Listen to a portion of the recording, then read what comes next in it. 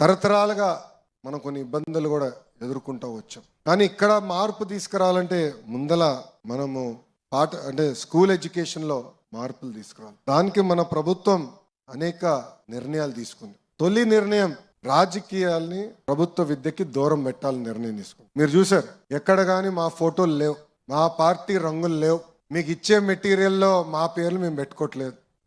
ఎవరిని చూసి మనం సమాజానికి సేవ చేయాలి, ఎవరిని చూసి మనం మంచి పనులు చేయాలో వాళ్ళ పేర్లు పెట్టాం. డాక్టర్ సర్వేపల్లి రాధాకృష్ణ గారి పేరుతో స్కూల్ కిట్స్ అందజేసాం. డొక్క సీతమ్మ గారి పేరుతో ఈరోజు మధ్యాహ్న భోజనం పథకం అందజేస్తున్నాం.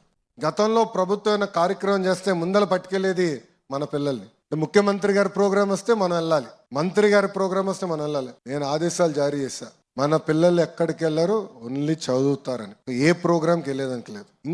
ఇంకో పక్కన ప్రభుత్వ పాఠశాలలో కానివ్వండి, జూనియర్ కళాశాలలో కానివ్వండి, ఎక్సెప్ట్ జాబ్ మేళాస్ ఇంకెలాంటి కార్యక్రమాలు కూడా జరిగేదానికి లేదని మేము నిర్ణయం తీసుకున్నాం. దీంతో పాటు ఉపాధ్యాయులు అనేక ఇబ్బందులు గతంలో ఎదుర్కొన్నారు. యాప్ల భారం విపరీతంగా ఉంది. అది కొన్ని నిర్ణయాలు ఆల్రెడీ తీసుకున్నాం. ముందు కూడా మొత్తం స్ట్రీమ్ లైన్ చేసి యాప్ల భారం కూడా తగ్గించాలనేది మన ప్రభుత్వం నిర్ణయం తీసుకుంది. ఇంతేకాకుండా కేజీ నుంచి పీజీ మొత్తం కరికులం రీవ్యాంప్ చేయాలని నేను కార్యక్రమం ప్రారంభించాం.